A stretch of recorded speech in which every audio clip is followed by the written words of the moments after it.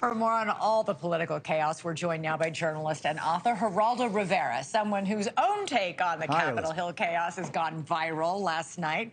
Geraldo, it's always great to have you here. Okay, you went on quite a rant on Twitter, otherwise known as X, last night, writing, "It's a sad state of the nation when the speaker's job is threatened by a douche like Matt Gaetz. Gaetz is a narcissist and anarchist whose goals are chaos, disruption, and attention." You went on to add, "Gaetz is a rat." So tell us what you really think. I wish that I could have participated with Joe in that interview with Matt Gaetz. Joe did a great job, but I think that Gaetz has to hear it from the American people what a lowbrow attention addict he is. He's a rat that eats his own. He's the Duke of dysfunction. All he wanted was his own, attention, his moment in the sun, to cause the collapse of his own party's speaker, the Speaker of the House. First time in the history of the country. And this louse can, with a straight face, pretend that it has something to do with his patriotic duty. Give me a break. I mean, he really is all about himself. He's so selfish. He's so self-centered. He's the one that set up this fragile arrangement 9 months ago when he forced McCarthy to accept the fact that one member could call a kind of vote of confidence as if it was a parliamentary form of government. And then to stop everything. Yeah. It's pathetic to me, Elizabeth. Yeah, and I really, we've got to take some time to decompress now. And we need a whole week to figure. I mean, at one point last night, one Republican congressman was overheard wandering around on the floor saying, "What now?" Like, they had no plan. They have no plan. They have no Speaker of the House. I mean, but I think that people have to just take a deep breath and recognize what has happened.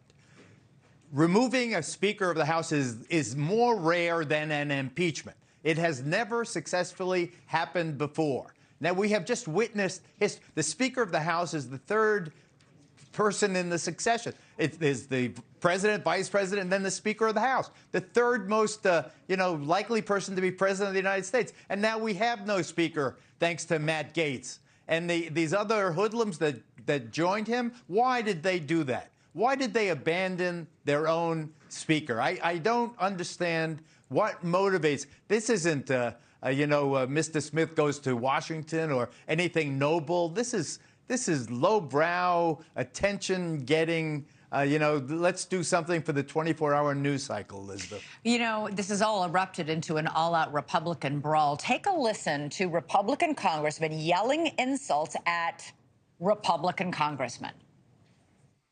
You want to come at me and call me a rhino? You can kiss my. Chaos is Speaker McCarthy. Chaos is somebody who we cannot trust with their word. They don't get to say they're conservative because they're angry and they're chaotic. That's not the party I belong to. Official actions to raise money. It's disgusting. It's what's disgusting about Washington. The chair declares the House in recess, subject to the call of the chair. He looks like he's trying to bang somebody, bash somebody's head in with that gavel in the end. I mean, Geraldo, this is intramural fighting. They're not yelling at Democrats. They're yelling at members of their own party.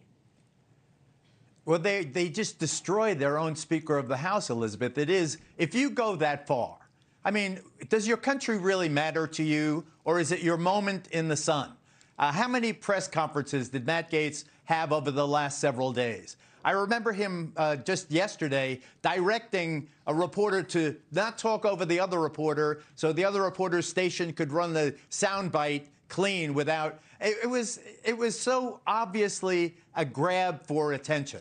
I don't know what Matt Gaetz' situation was growing up, but I know the people in the Pensacola area should take a look at this guy.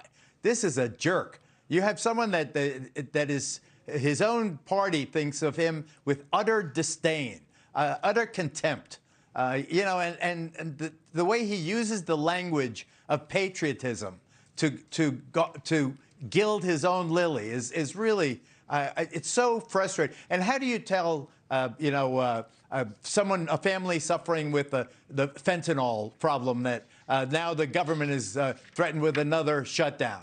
The border, all the things that he professes to care about.